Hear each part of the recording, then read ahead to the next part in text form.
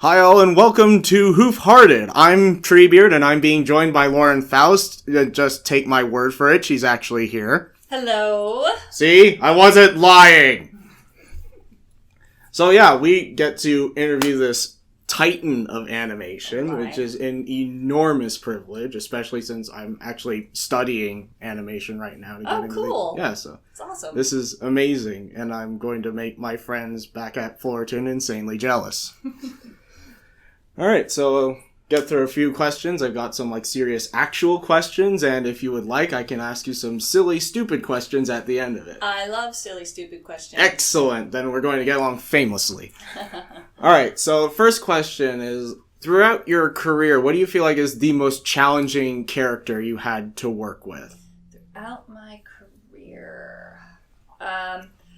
You know who was real hard for me, and this is pretty recent, was Wander from Wander Over Yonder. Really? He was a little tough for me. I went in to try to, I was the story editor on that show for the first season, and even though I went into, I did script revisions and stuff like that, but it was usually structural stuff, and I left most of the dialogue to the writers. Not always, I've got a few in there, here and there, lines of Wander, but I get him and I understand him, but I don't, unlike other characters I've written, his voice doesn't seem to live inside of me. I have to kind of search for him. It's a little hard to get a grasp on his inner voice. Yeah, just his voice. I understand his motivations, and I understand him the way you understand a friend, but you can't always talk exactly like your friend. Most of my characters, I almost feel like I'm tapping into myself to write through, and that was tough on Wander. Just as a quick aside, is Wander Over Yonder a script-based or premise-based show? Script. Okay. Just wanted to make sure. But when Foster's and Pony were script as well, but both myself and Craig, my husband, believe script-driven shows should feel like board-driven shows, and we look for writers and like to work with writers who can write very visually. We don't like stuff that's just talking back-to-back talking constantly, or that the humor is based on the dialogue. Our writers need to be able to write something that somebody else can draw, and not just talking heads. Okay. Yeah, I've actually heard that before too, so yeah. Holds up. It's very true. Alright, so in a more general sense, what would you say the most challenging project that you've worked on so far was? It was Pony. It was My Little Pony. It was the most challenging. Yeah. The workload was insane when I was on it, and the schedule was very, very fast, and the logistics of it with the 95% of the crew being in a different country and me having to manage everything from my home office was just the workload was very intense. So there's a lot of coordinating, and there may be stuff that gets lost in translation, and you gotta go over it all over again. Yeah. Well, not even that. It's just that the pace was so fast that the sort of work that I did on shows like Foster's, I had to figure out a way to do it twice as fast, which meant staying up late and working on the weekends for months and months and months and months and over a year at a time. Yeah. So that I almost know that feeling. Yeah. So for that reason, it was the most challenging for me. So this is a more personal curiosity kind of thing. Are you thinking about doing Galaxy Girls in a different format, or? I just actually spoke with someone else about Galaxy Girls. Galaxy Girls, there's a little bit of a misperception out there about what I was doing with Galaxy Girls and what my intentions were. I designed Galaxy Girls a very long time ago. My earliest art's from 2004. It's ages old. And I designed it to specifically be and solely be dolls. I was never interested in making it a show.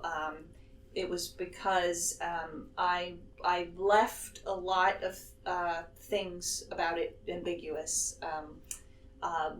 where the girls lived, whether or not they did or didn't have families, that sort of thing. I left ambiguous because I wanted girls to play with the dolls and use their own imaginations to make that stuff up, because that's what I did. Okay. And so, like, kind of through the years, you know, I had a lot of interest in it, but then it turned around that people were like, we want to make your dolls and we want to put your drawings on t-shirts, but we need to have a TV show first.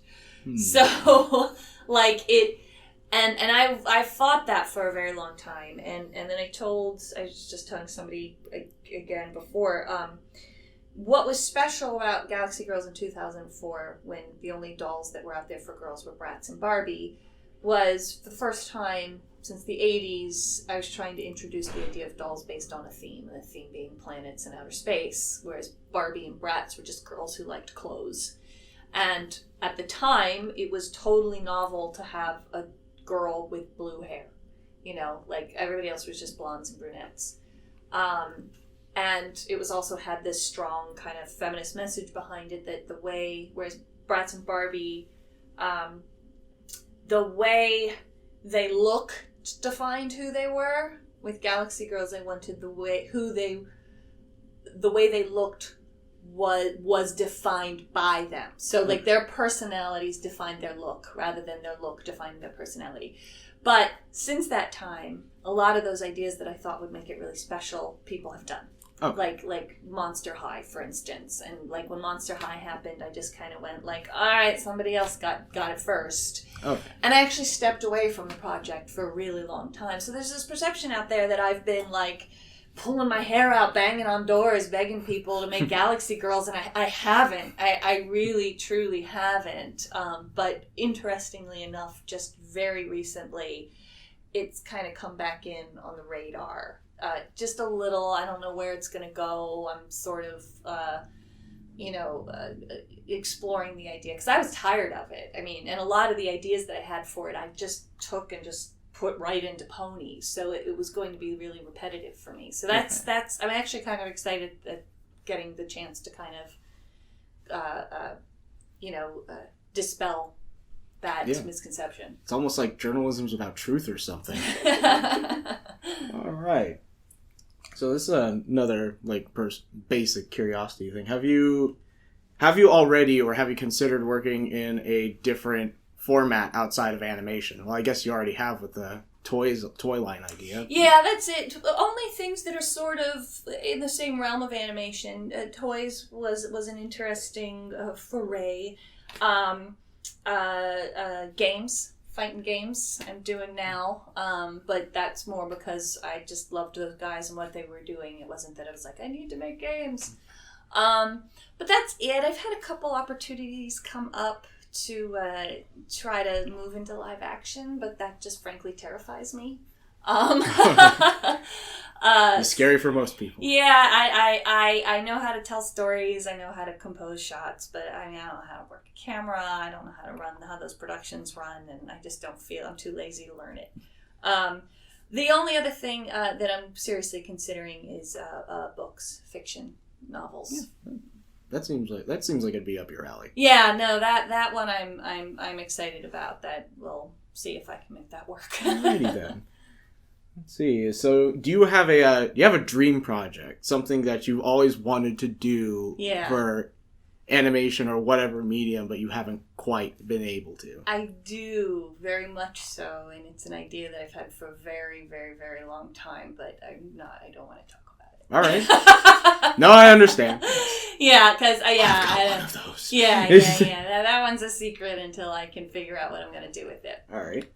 Let's see. So, this is more for the folks back home. What are some challenges that people interested in getting into animation should expect to encounter? Interest in terms of getting into animation or actually being in animation? Both. I'm trying to think about the things that might have surprised me. The workload is nuts. That's one to expect. It's really rough. I mean, there's no such thing as a 40-hour week in animation. Like, every job means at least 50. You're working on the weekends. You're staying up late at night. The other one, what else surprised me? You know, this is a lesson I'm still struggling with. If you want to work in animation, you kind of have to put your personal visions aside. And that sucks. I mean, that's really sucky. You're working for other people. They're the ones paying for it. And they want you to be passionate, and they want you to have a vision, and they want you to do everything yourself and put it all together, but they also want you to be okay with instantly throwing it all out or totally altering it away. So that's a hard thing to balance, is, the passion that you need to do this hard work, and then somehow this openness to just throwing it away or changing it into something you don't like. That's tough. Other people handle it better than me. I handle it very poorly. I'm still learning that, and I think that the trick is you have your job where you do what you're told, and then you have your side projects where you do what you want. You're moonlighting. Yeah, which is hard to do when you're working 50, 60 hour weeks. Oh yeah. So yeah, it's a tough balance. That would be the stuff I would warn about. Sorry, it's all negative. No, hey, it wouldn't be a warning if it wasn't. Yeah. All right, so this was another one for folks back home. What's the number one thing you'd recommend that somebody put on their resume? Their resume. Well, here's the thing about working in an artistic fields. Resumes are great, and resumes show your experience, but what matters more than anything is your talent. So, like for instance, I don't have a college degree. Neither does my husband.